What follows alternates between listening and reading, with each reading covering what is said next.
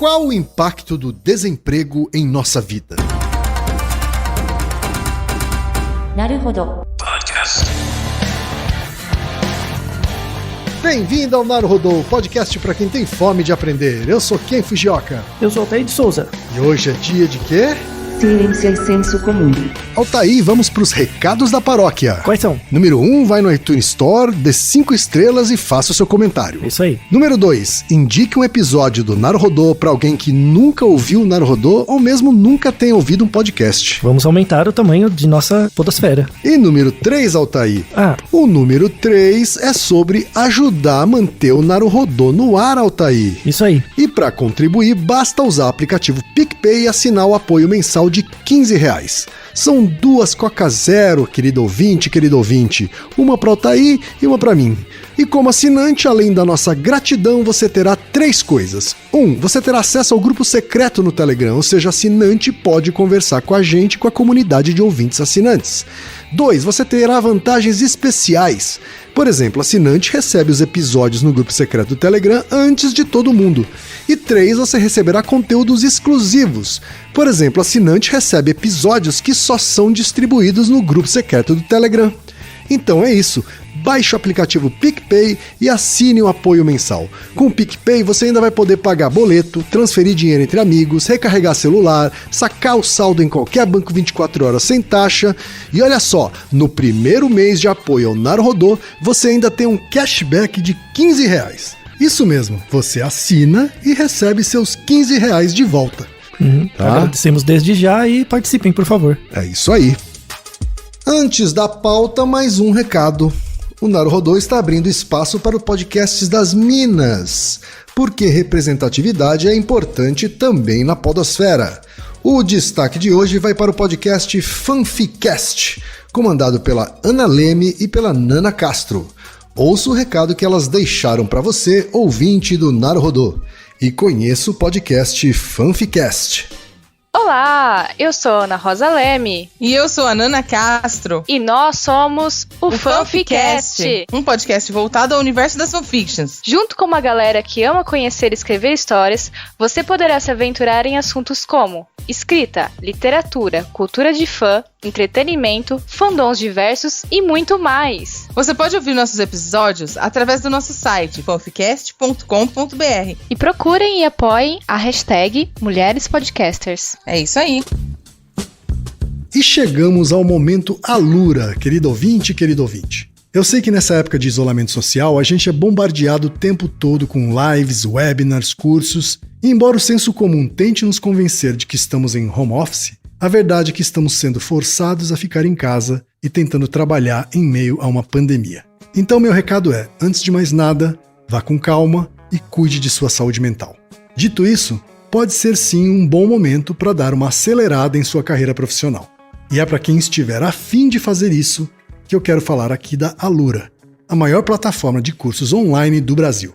Tem mobile, programação, front-end, infraestrutura de tecnologia, design, user experience, marketing digital, data science, inovação, gestão, tem para todos os gostos. E a Alura não é só uma plataforma, ela é uma instituição de ensino, ou seja, ela garante a qualidade dos cursos que são produzidos por ela mesma. E funciona de um jeito muito simples. Você tem acesso a mais de 1000 cursos com uma única assinatura. Agora a vantagem, ouvinte Naruhodo tem desconto de R$100. Mas para ter esse desconto, precisa acessar a seguinte URL, anota aí, alura.com.br/promoção/Naruhodo. Repetindo, alura.com.br/promoção/Naruhodo. Altair, temos pergunta de ouvinte hoje, Altair. Uma pergunta que infelizmente deve fazer parte das preocupações de muitas das pessoas no Brasil, pelo menos, infelizmente. Especialmente nessa época de pandemia e de muita tensão socioeconômica, né, Altair? Sim, houve um aumento significativo da taxa de desemprego no Brasil, né? Então, atualmente, ela está em torno de 15%. Então, 15% da população economicamente ativa está desempregada, o que é um marco que não vemos há décadas. Fora as pessoas que já desistiram de procurar emprego, né, Pois Altair? que não entram nessa estatística. Pois é. Né? Porque essa estatística tem a ver com pessoas que estão desempregadas e à procura de um emprego. Sim, né? O nosso ouvinte é uma dessas pessoas, pelo visto. A mensagem, Altair, veio do José Rodrigues Bonifácio, que mora em Vitória, Espírito Santo. Ele diz o seguinte: obrigado pelo Naruhodô e pelos episódios semanais que sempre me fazem sentir muito sábio. A sensação de ir acompanhando o episódio e de repente perceber, nossa, nunca tinha pensado nisso, é uma das coisas que acho mais legal e tem mesmo a ver com o termo Naruhodô. Apesar de parecer estranho à primeira vista, atualmente o nome do podcast nunca fez tanto sentido pra mim. Olha aí. E aí ele continua. Minha pergunta é sobre algo difícil que aconteceu comigo recentemente. Eu perdi meu emprego. Eu trabalhava em um restaurante que, por conta da pandemia, fechou suas portas em 2020. Mesmo sendo uma situação que foi fora do meu controle, entendo completamente meu chefe, o dono do estabelecimento, e sei que ele não teve escolha. No entanto, eu sempre trabalhei em diversos serviços desde os 16 anos e só agora eu notei que essa sensação de insegurança por perder o emprego é algo que pode ser desesperador. Sobretudo quando estamos mais velhos e com pessoas que de certa forma dependem de nós. Confesso que é algo que me assombra pensar em como vou pagar as contas no mês que vem. E sei que passei por isso em outros momentos da minha vida, mas agora é a primeira vez que pensei a respeito e gostaria da ajuda de vocês para entender melhor isso. Qual o impacto do desemprego na nossa vida? Ótima pergunta. Ótima pergunta, né, Thaí? E um Além ótimo de e-mail. Altual, é útil, né? Sim, e um ótimo e-mail também, né? Verdade. Eu confesso que eu me senti muito afetado pelo relato, assim. Eu já senti isso, né, que ele descreveu. Essa sensação de, nossa, o que eu vou fazer com as contas desse mês, né? Quando eu li esse e-mail, eu fiquei pensando, nossa, é muito difícil, sabe? Eu não sei se você já sentiu isso na sua história, assim, algumas vezes, mas tenho certeza que muitos dos nossos ouvintes já passaram por isso, de não saber como vai pagar as contas no final do mês ou no mês seguinte, ou vão passar por conta das nossas dificuldades. Ok, você começou a trabalhar com que idade? Eu comecei a trabalhar com 16 anos. Como foram suas trocas de trabalho em geral? Assim, você trocava de emprego porque você via uma oportunidade melhor? Como era? Sim, eu fui uma pessoa de sorte que sempre fez uma mudança no campo profissional por escolha, sabe? Assim, nunca cheguei a ser demitido. Mas algumas escolhas foram de sair de uma situação de assalariado para uma situação de autônomo, né? E só essa mudança de formato de trabalho, e só essa mudança de regime, de ter um salário garantido para passar a não ter um salário garantido, coisa que eu já fiz algumas vezes durante a vida, sem dúvida causava insegurança. Até mesmo quando eu não tinha exatamente um motivo concreto para sentir essa insegurança, ou seja, eu me transformei no autônomo, mas tinha uma receita prevista, etc. Mas ainda assim eu sentia a insegurança e a preocupação de, meu Deus, o que é que eu fiz? Será que eu fiz a coisa certa? Né? Será que mês que vem as coisas vão dar certo? Realmente uma sensação muito estranha. Então, nesse episódio a gente vai tratar assim, dos efeitos psicológicos do desemprego. Então eu vou falar no nível individual, tá? Porque a gente já tem muitas referências, tem vários artigos na referência do episódio bem interessantes a respeito disso, assim, os efeitos do desemprego. Uma pergunta inicial é por que o desemprego é um problema? E para isso a gente tem que entender o papel do trabalho. O trabalho, assim, vamos definir o que é trabalho, né, e a importância dele. O trabalho ele foi visto de formas diferentes ao longo do tempo, né? E é por isso que o desemprego é entendido de formas diferentes também ao longo do tempo, tá? Então, por exemplo, a definição mais geral de trabalho é uma atividade intencional que pessoas fazem como forma de sustento próprio, sustento de algum outro, ou ainda por desejo e necessidade de uma comunidade maior. Isso é a ideia básica de trabalho, tá? Que é diferente do trabalho na física, né? Que é colocar uma energia em relação ao deslocamento. O trabalho é uma atividade intencional. Primeira coisa. Você faz tendo em vista a sua subsistência ou de alguém, ou ainda por desejo e necessidade de uma comunidade maior. Essa seria a definição mais geral possível, assim, de trabalho. Aí você tem a definição de trabalho para a economia, que o trabalho ele é uma atividade humana que contribui com outros fatores de produção para os bens e serviços em uma economia. E aí tem que definir o que é fator de produção. Temos 3 principais fatores de produção na economia, que é a terra, o trabalho e o capital. com a terra, o trabalho e o capital, a gente constrói os bens e serviços da economia, né? Isso aí seria bem o início assim, do estudo de macroeconomia. Hoje em dia, a gente dá muito peso para o capital, né? Da maneira como a nossa sociedade capitalista é construída hoje, né? Tanto é que a gente tem o capitalismo vem disso, né? Porque o capital ele consegue se multiplicar de forma exponencial.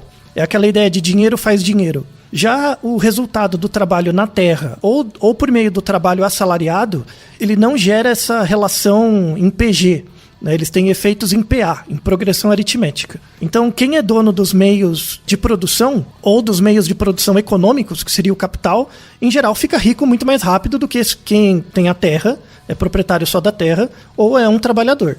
Então, a maneira pela qual você adquire riqueza dentro da sociedade é diferente com base nisso. Mas essa é uma discussão bem inicial ainda. Vale a pena definir mais o que é trabalho. O trabalho, ele necessariamente é uma especialização. Então, por exemplo, se você sabe jogar futebol e você sabe jogar futebol profissionalmente, né, não é um lazer, é um trabalho. Se você joga de futebol só de final de semana para o seu benefício próprio apenas, aí é um hobby. Então, necessariamente é uma especialização, leva em conta um planejamento. Então, por exemplo, se você é um jogador profissional de futebol e você joga num campeonato, dentro do campeonato, que é um espaço planejado, ele é um trabalho. Quando você joga numa pelada com seus amigos, aí vira um hobby, né? Tem essa diferença também. Então, por exemplo, imagina um paramédico. Um paramédico trabalhando dentro de uma ambulância ou num hospital é o trabalho dele. Se o paramédico vê uma pessoa caída na rua e presta primeiros socorros, isso a rigor não seria trabalho, porque não tem um planejamento. Certo. Ele está usando a especialização dele, mas com um planejamento não esperado, né? Uhum. Por isso que, por exemplo, quando alguém passa mal num avião e eles chamam um médico, aquilo não é trabalho, né? Entendi. As empresas aéreas, na verdade, contam com a boa vontade de existir um médico. Deveria contratar um médico, mas o custo é muito maior do que a probabilidade estatística de uma pessoa passar mal dentro de um avião. Então você conta simplesmente com a boa vontade. Então o médico que atende dentro de um avião, ele está fazendo trabalho voluntário, basicamente. E tem um outro ponto, né, do trabalho, então ele é uma especialização, ele tem um planejamento num setor, num horário específico, e necessariamente tem que ter um pagamento, né, ou pelo menos tem um retorno. Então, dentro de uma sociedade, quando você trabalha, todo mundo trabalha por mercado. E um pouco desse trabalho retorna para você por meio do seu salário, né? Que aí você reinveste em outras coisas, né? É basicamente isso, porque você delega o seu tempo, você vende o seu tempo, sua força de trabalho, e o retorno por esse tempo seria o seu salário, tá? De uma forma bem básica. E aí você tem tipos de coisas que, assim, são trabalho, mas em geral a gente não define como trabalho por causa dessa questão do pagamento, do retorno, né? Então, por exemplo, trabalho voluntário. Trabalho voluntário tem o nome trabalho, mas não é a rigor, assim, por definição. Existe muita discussão sobre isso, tá? Não é visto como trabalho, por isso que chama voluntário, né? Porque se não fosse voluntário, seria trabalho, tá? É uma ideia assim. Ou, por exemplo, comportamentos ligados ao autocuidado. Você, por exemplo, fazer as suas unhas. Isso é um trabalho? Você está fazendo suas próprias unhas. Isso é um trabalho? Imagina que você é um manicure, você faz unhas muito bem, e você faz suas próprias unhas, isso é trabalho? Né? É uma discussão. Você cuidar da sua casa, o seu serviço doméstico, ou cuidar dos filhos, isso é trabalho? E aí tem uma questão que é em relação à proximidade. Então, por exemplo, quando eu cuido das minhas unhas ou dos meus filhos, né, é uma coisa muito próxima de mim, então a rigor não seria trabalho. Quando eu contrato um empregado para fazer minha unha ou para cuidar do meu filho, para o empregado, a minha unha e o meu filho são coisas distantes dele, empregado. Então, para ele seria trabalho. Certo. Então, porque ele estabelece aquele serviço de prestação de serviço especializado e planejado apenas dentro da minha casa. Quando ele vai para a casa dele, o que ele faz com a unha dele ou os filhos dele, aí não seria trabalho. Eu tô colocando uma discussão assim bem... ela tá longe de estar em aberto. Tá?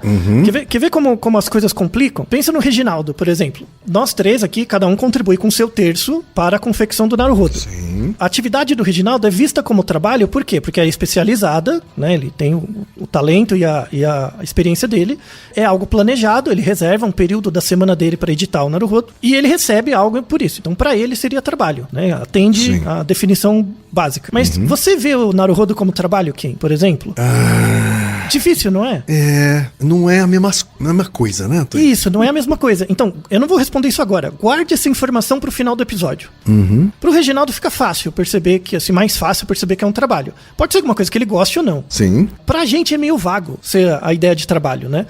E aí a gente entra numa definição do trabalho mais histórica, mais sociológica, assim, né? Eu dei uma definição formal, mas eu tô falando do olhar do trabalho muito da nossa época, né? Pegando a palavra trabalho vem de uma palavra em latim que quer dizer tripalium. Tripalium em latim era um tipo de device, era um tipo de aparelho em que você prendia um cavalo ou um boi para poder colocar com ferro quente a marca de alguma coisa. Eita. Tá? Isso é o tripalium. Então, é basicamente quando você entra numa empresa, você ganha um crachá. Esse crachá é tipo te marcar, né? Então, a palavra trabalho sempre teve um contexto negativo. De meio que de submissão, assim. Né? Ou de você vai vender sua força de trabalho aqui de qualquer jeito, como um animal, né? Como um animal que não tem escolha, né? Sim. Então, a maior parte da história do trabalho era um sentido negativo, né? Se você pega em períodos antes da Revolução Industrial, pega a época grega e também a época medieval, o trabalho era visto como um demérito. Você era um camponês, você nascia numa família de camponeses, você já tinha o seu trabalho definido, que era ocupar aquela terra e dar uma parte da sua produção para o dono da terra e a outra era sua, e manter sua subsistência e acabou. Era uma escravidão, né? Então, era diferente de uma escravidão, porque era naturalizado. Então, assim, você é filho de um camponês, todas as suas gerações anteriores eram de camponeses ali também. Então, era meio que uma coisa, era vista como uma predestinação. Você era predestinado, você nasceu como filho do ferreiro, você vai ser ferreiro, e é isso, né? Assim, por um lado, era visto como uma escravidão com o olhar da gente, né? Com o nosso olhar é visto como escravidão, mas para ele era visto como uma certa segurança. Ele nunca ia deixar de ter um emprego, né? Certo. Porque ele já tinha a vida social dele ali. Para quem nascia como nobre ou na carreira eclesiástica, né? Para quem nascia como nobre, trabalhar era um demérito, né? Trabalhar era uma tortura, né? Sim. Então, aqueles que, como os gregos falavam, né? Aqueles que poderiam ter como oposição ao tédio o lazer eram vistos como nobres. Então, eu sou alguém nobre, né? Ou rico, porque em oposição ao tédio, que seria não fazer nada, eu posso ter atividades de lazer. E convenhamos, é muito diferente, por exemplo, você pintar uma coisa porque é um trabalho e pintar uma coisa como lazer. Né? Volta na questão do futebol, né? Jogar futebol por lazer e como trabalho são coisas bem diferentes, né? Sem dúvida. Então esse senso do trabalho como uma tortura é algo bem interessante, assim. Inclusive, eu não sei quão estudioso da Bíblia você é, isso está no Gênesis. Eu sou zero estudioso da Bíblia, eu tô aí. Mas você lembra da história do Gênesis, né? Que tinha o Adão e Eva no Éden e tal. Aí que o mundo foi construído em 7 dias. Né? Isso, depois dessa parte aí, né? Quando Deus construiu a terra, construiu o homem e a mulher, lá tirou a costela do homem, fez a mulher, enfim. E aí eles estavam lá na Terra Prometida e apareceu a cobra. E a cobra convenceu a Eva de que ela deveria comer o fruto proibido. Aí ela comeu e Deus ficou pistola, né? Porque era o Velho Testamento, o Velho Testamento é Deus pistola. E aí, Gênesis capítulo 3, vamos ler aqui rapidamente. Assim, Deus já estava pistola porque descobriu que ela comeu o fruto, né? E aí, assim, versículo 16, né? É o castigo de Deus, né? Para a mulher sentenciou o Senhor: multiplicarei grandemente o teu sofrimento na gravidez. Em meio à agonia dará à luz filhos. Seguirás desejando influenciar o teu marido, mas ele te dominará. Basicamente o patriarcado, né? Já está estabelecido aí. Exatamente. Aí o versículo 17. Aí depois, tudo bem, castigou a mulher, mas o homem também, né? Aí voltou pro 17. Então voltou-se para o homem, que era o Adão, e ordenou: por que escutaste a voz de tua mulher e comeste da árvore que eu te proibira comer? Maldita é a terra por tua causa. Com sofrimento obterás do solo o teu alimento todos os dias da tua vida. A terra produzirá espinhos e ervas daninhas, e tu terás de comer das plantas do campo. Com o suor do teu rosto comerás o teu pão, até que voltes ao solo, pois da terra foste formado, porque tu és pó, e ao pó da terra retornarás. Basicamente, você será um trabalhador. O Velho Testamento é a Bíblia roots, não? É a Bíblia. É sensacional. É a Bíblia trágica. Sim, sim. Do Deus mal. Do Deus mal, pistola, assim mesmo. Tanto é, assim, ó, não quis fazer o que eu quero, vai trabalhar. É basicamente Exatamente, isso. Vai trabalhar. exatamente. Quer dizer, nós somos todos consequência da cagada de Adão. Isso, da Adão e a Eva lá. E agora a gente tem que trabalhar. Exato, isso. Olha aí. Confirma-se hoje um relato. Então, eu li agora aqui o Gênesis, capítulo 3, versículos de 17 a 19, tá? Uma aplicação atual hoje, você vê no Chaves, que é a fala do Seu Madruga. Não tem trabalho ruim. Ruim é ter que trabalhar. Né? Seu Madruga. Exatamente. Gênio. Veja que nessa época da Bíblia e tal, do nascimento do cristianismo e a época medieval, o trabalho era sempre visto como algo ruim. Sim. Tá? É uma coisa de gentinha, de gente pobre, de gente desfavorecida. Exatamente. Tá? O trabalho. De certa forma ainda é. Ainda é, isso. Mas ainda vamos lá. No entanto, principalmente com o final do absolutismo, início dos Estados-nação, o trabalho ele começou a ganhar um status de valor. Por conta do próprio surgimento do mercado, né? Então, com a Revolução Francesa, o rei caiu, aí veio os burgueses, e os burgueses queriam crescer. Como que eles crescem? Por meio do trabalho. Então, é bem interessante que nessa época surgiu o verbo tripudiar, né? Que vem da palavra trabalho, né? Do tripolium e tal. Tripudiar, o que quer dizer, né? Tripudiar é enganar alguém. Só que não é qualquer tipo de engano. Quando você tripudia alguém, é tipo um estelionatário.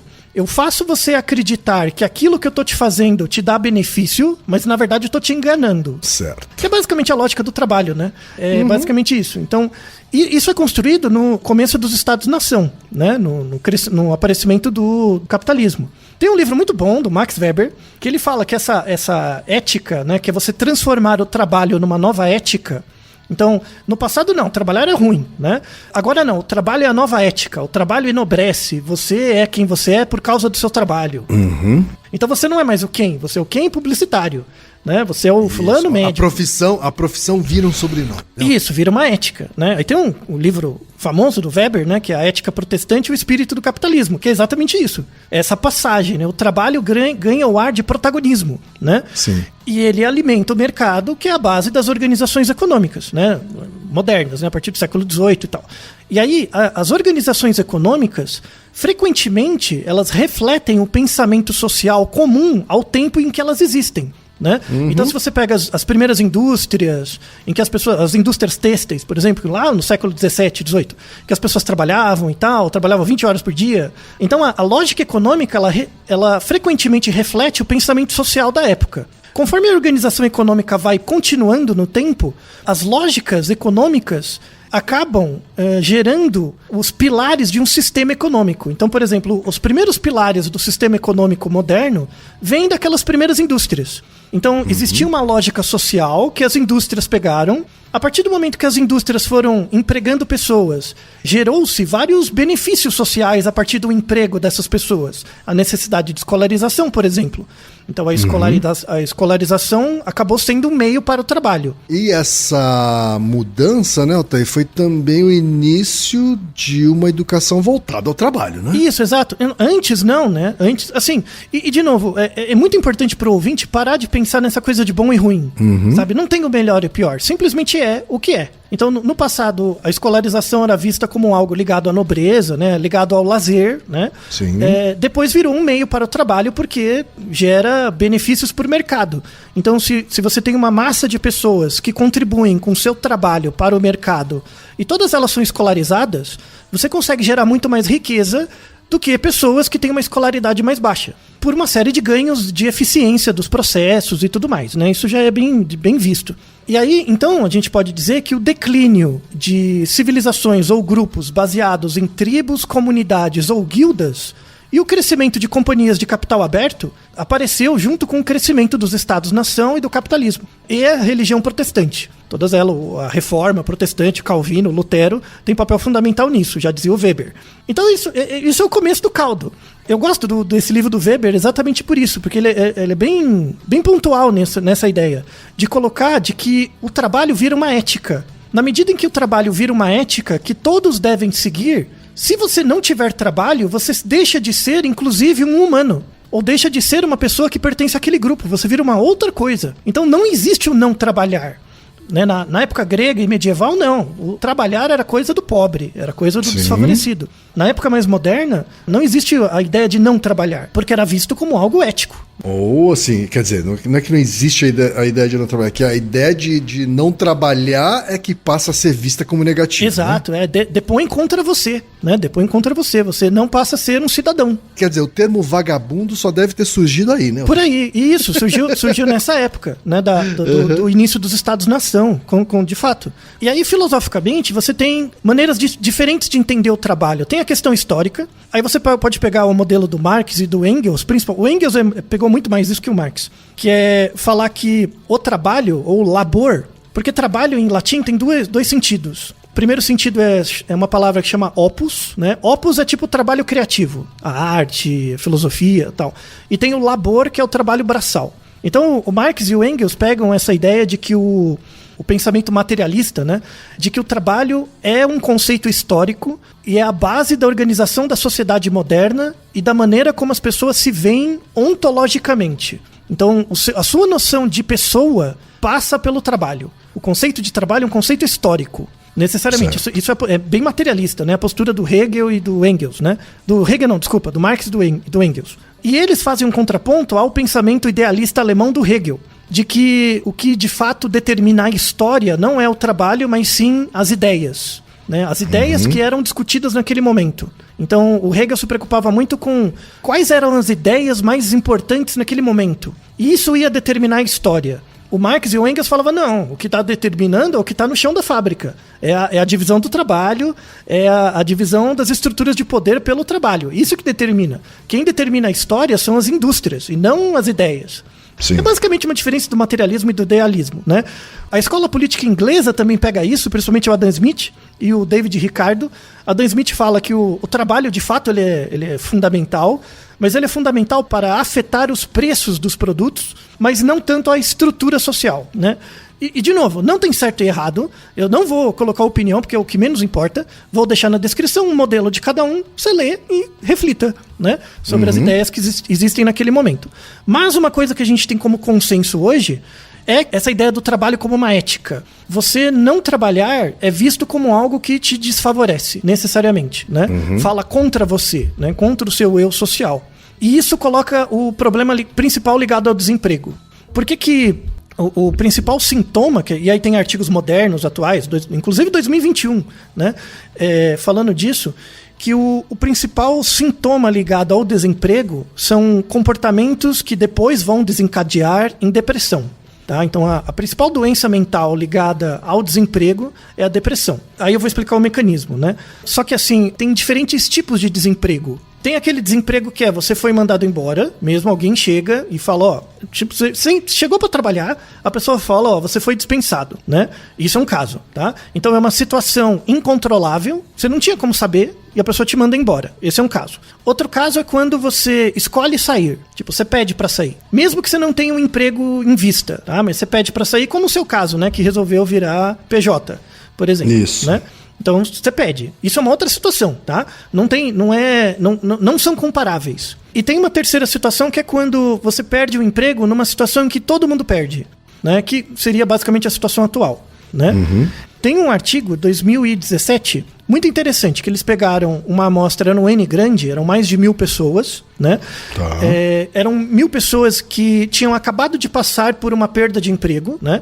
E eles foram seguindo essas pessoas, né? Algumas delas pediram para sair e outras foram demitidas. Tá. E eles seguiram essas pessoas. Eventualmente, as pessoas arrumaram outro emprego logo depois. Mas aí eles foram monitorando vários questionários de qualidade de vida, sintomas de depressão, ansiedade e fobia nessas pessoas. E aí o que eles encontraram?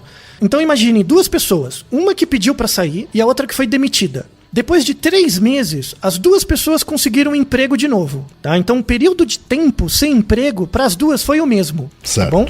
Aquela que foi mandada embora, os sintomas ligados a traços depressivos e ansiosos e fóbicos permanecem na pessoa mesmo depois que ela consegue outro emprego, tá? Olha só. Isso é o dado fundamental. Você perder um emprego muda você de uma forma muito mais perene do que você acha. Ser mandado embora, que é diferente de sair. Quer dizer, não basta arrumar outro emprego para mudar essa consequência que você tem. Isso. Perder um emprego, assim, ser demitido, muda você. E muda por um longo prazo. Tá? E isso tem uma questão ligada a esse princípio da ética do trabalho que eu falei antes. Porque as pessoas hoje, elas naturalizam muito um trabalho. Naturalizam muito. Como assim você não vai trabalhar? Né? Como assim? Sabe? É algo inconcebível. Que a maior parte da nossa história enquanto sociedade não existia isso. Existia o trabalho do camponês. Não quer dizer que as pessoas misturam, né? Não trabalhar com não fazer nada. Tá? Então, aí eu começo a voltar no exemplo do Naruhodo, né? Eu gasto muitas horas por semana, você também. A gente gasta muitas horas com o Naruhodo. Mas isso é trabalho? Você fica meio em dúvida, né? Porque o que é? Então, assim, não é porque você não trabalha que você não faz nada. Isso é completamente, assim, não faz nenhum sentido. Ou que você não produz, né? De alguma forma. Ou que você não produz algo que sirva para o bem geral, né? O bem coletivo e tal. Não tem a ver. Tanto é que tem muita gente que na literatura que discute. Não, é voluntariado ou é trabalho? Né? Sim, porque de alguma forma você dá algo e recebe, enfim. Tem uma discussão em aberto, vou deixar referências sobre isso. Assim como, sei lá, um trabalho, as pessoas que desempenham algum papel, algum trabalho artístico, isso. E não é remunerado por isso, né? Também é visto como alguém que não está trabalhando. Isso. Ou os cientistas. Os cientistas. O trabalho científico é visto como um não trabalho, né?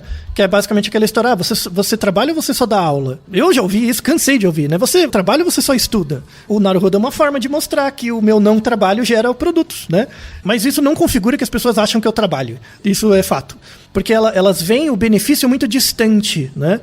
O grande ponto aqui dos trabalhos atuais que veem os efeitos negativos para a saúde mental do desemprego colocam essa questão fundamental. Você perder o emprego numa situação que você não esperava é muito pior do que você mudar de emprego, ou é um cenário que você estava esperando, como do nosso ouvinte, né? Tipo, meu chefe não teve escolha, sabe? Tipo, não é pessoal, não é contra mim. Todo mundo perdeu o emprego. Ele mesmo perdeu o emprego, né? Ele era o chefe da gente e perdeu o restaurante. E essa situação é menos pior.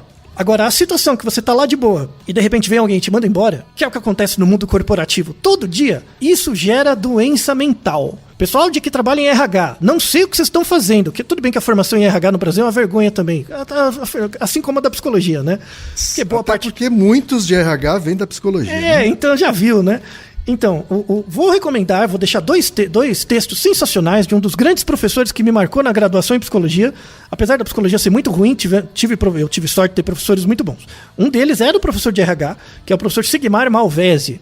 Né? Sou muito fã do trabalho dele, assim, eu falo que eu sou aluno do Sigmar Malvesi, o cara me deu muitas luzes, assim. Inclusive é um artigo de 2020. Ele tem um conceito que ele chama clínica do trabalho. Né? Porque, pensa comigo, se eu tenho que te mandar embora, tá? Só que você não sabe que vai ser mandado embora. E eu sei, a gente já sabe por evidência que isso vai gerar um dano em você que vai durar por um longo tempo, mesmo que você consiga outro emprego. Como que eu faço a gestão, o manejo disso, para evitar que você entre numa doença mental, né? Começa a atender critérios para ter uma doença mental. Sim. E aí essa ideia da clínica do trabalho, né, que ele coloca, é bem interessante, tem 2 artigos sobre isso. Aí você vai me perguntar, né, mas como que você sabe, né, que mantém, tipo, você perdeu o emprego, alguém te mandou embora, gera um efeito de tão longo prazo assim. Aí temos mais artigos bem interessantes sobre isso, com coortes longas. Uma delas foi assim, era um segmento de 30 anos. 30 anos. Imagina, você seguindo as pessoas 30 anos. Eles fizeram o seguinte, pegaram lá, as pessoas acho que começaram com 18 anos. E seguiram por 30 anos, né, até uns 40, quase 50. E aí eles pegaram nessa amostra de segmento de pessoas, quantas delas perderam o emprego ou não. E aí eles viram que eles separaram o período de tempo em 2, né? Então tem os primeiros 15 anos e os outros 15. As pessoas que perderam o emprego, assim, perderam o emprego quando eu digo foi demitido, ela não escolheu sair, tá? Foi demitida. A pessoa que foi demitida nos primeiros 15 anos, os scores de contato social, de interesse pelo outro, ou mesmo de depressão e ansiedade, né, aumentaram, e de vontade de interagir com os outros diminuiu nos outros 15 anos. Então, assim, se do período entre 18 e 30 anos, mais ou menos, você foi demitido, né? Isso gera uma marca social que vai diminuir sua capacidade de ter contatos sociais mais frutíferos depois, tá? Isso não acontece com todas as pessoas, é um efeito populacional. Porque eu adoro o LinkedIn por causa disso, né? Porque todo mundo que posta coisa no LinkedIn, eu perdi o emprego e dei a volta por cima. Porque o cara que perdeu o emprego se ferrou, não tem nem energia pra postar lá, né? E pra que vai postar? Passou mais um mês e eu continuo desempregado. As pessoas vão ficar taxando os seus bad vibes, né? Não, né? Não é assim que funciona. Então você tem que pegar estudos populacionais, longos e tal, né? Esse estudo é algo bem interessante, mostra isso. E aí, qual que é o mecanismo, né? Então, assim, pelo fato do trabalho ser visto como algo muito naturalizado, que todo mundo deve ter, né? Tem que ter, isso é bem um pensamento de classe média. Nas classes D e E, as pessoas têm um costume de ter vários trabalhos, ou tá trabalhando com várias coisas ao mesmo tempo, né? Que é essa lógica do bico, tá? A lógica do bico, ela dá muita insegurança de renda, mas ela não gera tantos efeitos a longo prazo da perda do trabalho, porque você sempre tá na pindaíba, o cara que fica fazendo bico o tempo todo, né? Então, esses artigos, inclusive uma crítica que eu tenho a eles são muito artigos focados em populações de classe média. A gente não sabe ainda, não tem bons artigos sobre o efeito do desemprego em populações de classe baixa. Minha hipótese é que eles tenham um efeito menor, negativo, nessas pessoas, porque eles têm um espírito colaborativo maior. Então, na classe média, então, quando você tem uma escolarização mínima, já vai para a universidade e tal, é esperado que você vai ter um trabalho. E aí você consegue o trabalho, né? Então, imagina aquela pessoa que fez o colégio, faz a faculdade, aí sai da faculdade, arruma um estágio, aí o estágio é efetivado, sabe? Tá indo tudo, tá seguindo o script. Sim. Então, para ela é muito natural ter o trabalho, né? É visto, vai ter. Aí, de repente, ela é mandada embora, né? Isso é um mecanismo que é chamado mecanismo de desamparo. Tem uma coisa muito básica e muito sólida para você, que é o trabalho, né, que é muito naturalizado, e de repente acontece uma coisa que você não tem controle e te tira isso. Inclusive nos artigos eles comparam muito com a morte de um ente próximo. Tá? Então imagina que você... imagina que você mora, por exemplo, com seus pais, e você é dependente deles. Tá? Você é adolescente, tem 12, 13 anos, e você mora com seus pais. Né? De repente um dos pais morre.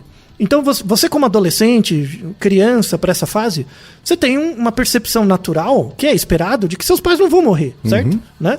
Então isso é visto como algo muito natural. De repente morre e a renda cai pela metade, né? Isso gera uma marca naquela pessoa. E aquela marca dura muito tempo, né? Gera um efeito. A ideia de perder um emprego para alguém de renda média, né? Da classe média, que vê o trabalho como algo muito naturalizado, né? E com aquela bobagem que coaching fala, né? Que para você conseguir um trabalho só basta se esforçar o suficiente, que é a asneira, né? É desconsiderar toda a história da lógica do trabalho anteriormente, né? Exatamente. Meia hora de estudo, né? Pra você desmentir isso, que vergonha. Mas enfim, essa pessoa que está acostumada com essa coisa natural, quando isso é tirado dela, ela é mandada embora de repente, isso gera uma marca, né? Gera uma sensação de desamparo. E aí isso, assim, não tem uma ligação causal direta, mas aumenta muito a chance de gerar depressão no futuro, né? Então a gente sabe, em estudos populacionais, não vale para o indivíduo, vale na média dos indivíduos como você e não você, que se você foi mandado embora sumariamente, sem nenhuma causa a rigor, te mandaram embora sem que você esperasse, isso pode gerar uma predisposição para um comportamento ligado a um transtorno depressivo maior no futuro. E muita gente compara com a perda de um parente mesmo, né? Não deixa de ser um luto, né? É um luto. Se a relação que ele tem com o trabalho passa a ser tão importante, né, com uma sociedade voltada ao trabalho, uma educação voltada ao trabalho, não deixa de ser um luto, né? Exato. Não, e tem todo esse trabalho. E aí volta no trabalho do professor Sigmar sobre aquela coisa da clínica do trabalho, né? De como você evita gerar esse tipo de problema na pessoa, né? E aí tem um trabalho final, né, encaminhando agora para o final do episódio, que é bem interessante, que é uma coorte de 17 anos, em que eles pegaram um grupo de mais ou menos 500 pessoas com 33 anos e seguiram elas até os 50. E aí eles mediram várias coisas, mas uma delas é um termo, tem um artigo para definir isso, que é chamado confiabilidade pessoal. Confiabilidade pessoal é o seguinte: por exemplo, se eu te apresento uma pessoa que você nunca viu, né? E você só bateu o olho nela, e eu peço para você me dar uma nota do quão confiável é essa pessoa, você vai atribuir um valor. Todos nós temos um senso de confiabilidade dos outros basal, né? Mais ou menos. Então, meio que dentro de você tem uma... Sabe quando a gente fala que fulano é gente boa? Sabe? O que é esse gente boa? É a nossa confiabilidade basal, tá? Sim. É essa a ideia. A ideia dessa confiabilidade basal, eles mediram isso longitudinalmente. Então, de tempos em tempos, eles faziam o mesmo teste e iam vendo, né, esse grau de confiabilidade basal dos outros, em média. Dos outros que não sou eu, né? E dos outros que não são pessoas que eu conheço. E aí o que eles viram? Nesse segmento de 17 anos, eventualmente algumas pessoas perderam o emprego, né? E eles viram que teve um gap, teve uma queda dessa confiabilidade geral dos outros. Então essas pessoas que perderam o emprego ou foram demitidas, né? Elas tiveram uma queda dessa capacidade de confiar nos outros tanto assim, né? Então, entre aspas, não é que a pessoa conscientemente pensa assim, mas é como se houvesse uma traição do ambiente, sabe? Uma traição da sociedade. Né, Isso, do meio social com ela. E aí faz com que ela entre em desamparo, né? O Durkheim descreve isso muito como anomia. Tipo, mas por que aconteceu isso comigo? Né? É bem a coisa do traído, né? Por que aconteceu? Por que eu? E aí cai a ideia da anomia, né? Cai a ideia da anomia. Poxa, eu tava fazendo tudo bem e tal, de repente sou demitido, né? De novo, isso só acontece quando a demissão é sem muito critério, tá? Claro. Então, que acontece bastante, aliás, em agência. Mais do que devia. Vide essas questões de assédio, tudo mais. Tipo, o chefe, porque da barriga dele, ele tira o motivo e demite a pessoa. E isso gera dano emocional nos outros, tá? Ou quando a pessoa é assediada, denuncia e ela é a demitida. Por exemplo. Então, todos esses são situações em que isso pode se desencadear. E o que a gente tem nas evidências científicas não é achismo, tem os artigos, pode ler, que gera efeito de médio e longo prazo, sim, tá, nas pessoas. Uma razão é porque a gente naturaliza o trabalho como algo que sempre aconteceu e sempre vai acontecer, o que claramente não é verdade. Então, como que a gente diminui os efeitos nefastos do desemprego nas pessoas? Uma delas é tirar essa naturalização do trabalho. Ah, mas se eu não trabalhar, como é que eu vou viver? Como é que eu vou conseguir dinheiro? Né? Porque a gente vive numa sociedade regida por isso. É fortalecer, que isso já era feito desde os anos 90, o estado de bem-estar social. Você fortalecer iniciativas de suporte social, inclusive tem dois artigos de 2021 falando disso, um falando sobre o efeito do desemprego na época da Covid e o outro falando sobre efeitos de suporte social nos desempregados por Covid, né? por efeitos econômicos da Covid. Então você dá, por exemplo, renda mínima e esse tipo de coisa, claro que deixa ainda a pessoa desamparada do ponto de vista do trabalho, né? Sim, mas você dá uma condição mínima para que ela consiga voltar a ser produtiva, né? E reduzir esses sintomas negativos mentais, né? Do desemprego. É um mínimo de dignidade, né? Isso. Então, isso era uma forma de retorno, né? Porque se você investe o seu trabalho no mercado, o mercado tem que retornar para você. Uma parte de retorno proximal é o trabalho. Só que uma parte de retorno distal deveria ser as questões de suporte social, como, por exemplo, renda mínima. Porque, por exemplo, se eu trabalho numa instituição financeira, o meu trabalho cresce em PA, né? Cresce aditivamente. Mas o efeito do meu trabalho é no capital, que é em PG. Então o cara que é o stakeholder, ele lucra milhares de vezes mais do que a força de trabalho que eu imprimo. Logo, eu poderia ter um pouco mais do retorno também. Não precisa ser muito, não quero ficar milionário, mas ter pelo menos suporte social por meio de renda mínima, caso uma coisa desse ruim. Então, isso justifica, por exemplo, a existência de sistemas públicos de saúde, de sistemas de renda mínima e tudo mais. Não é obrigação do Estado nem nada disso, é retorno. É resultado do trabalho que as pessoas produzem. Os modelos econométricos veem isso muito bem. Não é favor, não. E aí, para encerrar o episódio, achei 2 artigos de uma evidência fantástica, que, aliás, está em aberto. Está em aberto esse resultado, mas eu quero dividir com vocês. Por exemplo, imagine uma pessoa que trabalha numa construção, tipo um pedreiro. O cara bate laje, levanta, tal, né? Ou uma pessoa que trabalha com limpeza, tá? Você há de concordar comigo que essas pessoas trabalham, a maior parte do esforço dela é braçal. São as pessoas que fazem atividades físicas constantemente, né? Sim. E a gente já sabe, por N artigos, que mostram que atividades físicas, ter um protocolo de atividade física diária ou semanal, faz bem, aumenta a longevidade e tudo mais, né? No entanto, esses 2 artigos, inclusive um de 2021, mostram o seguinte: se eu pegar pessoas que trabalham em construção civil, limpeza, pessoas que fazem trabalho mais braçal, né? E comparar o quanto que essas pessoas vivem, comparar com pessoas sedentárias que trabalham em escritório e tudo mais, eles perceberam que a sobrevida não é diferente, né? Então, se eu faço um trabalho que já é mais extenuante do ponto de vista físico, o meu trabalho é uma atividade física, por que eu morro, em média, com o mesmo tempo de uma pessoa que trabalha no escritório comendo Cheetos? Por quê? E aí surgiu uma questão, né? Que é uma questão sensacional, que é fazer atividade física em si não é suficiente para gerar benefícios na sua saúde. Isso é tão importante para a psicologia, que assim, que na psicologia não existe reforço e punição. O reforço e a punição está sempre dentro de um contexto. Então, agora a teoria, inclusive é uma revista muito boa de educação física, né, a British Journal of Sports Medicine, eles dividem assim, a atividade física laboral e a atividade física voltada para o lazer.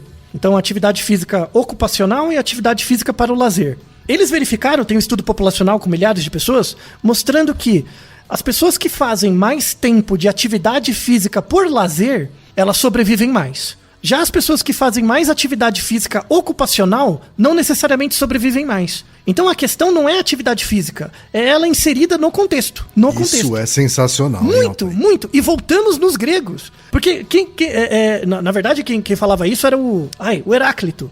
Heráclito falava isso. Qual o segredo de uma boa vida? O segredo de uma boa vida é aquela pessoa que, em oposição ao tédio, possui a possibilidade de ter lazer. E o que é lazer hoje em dia? Atividade física voltada para o lazer e não ocupacional. Né? Sem dúvida. Pois é. E aí eles colocam uma hipótese, que a atividade física ocupacional, como ela não é por lazer, assim, como você não está fazendo para você está fazendo para atender a demanda de outrem, isso na verdade tem uma coisa ligada à expectativa do resultado, né? E como tem a ver com a expectativa do resultado e o estresse envolvido no trabalho, entregar no ponto, entregar de um certo jeito e tudo mais, isso aumenta o seu estresse inflamatório. E o estresse inflamatório endógeno no seu corpo aumenta a predisposição para doenças cardiovasculares.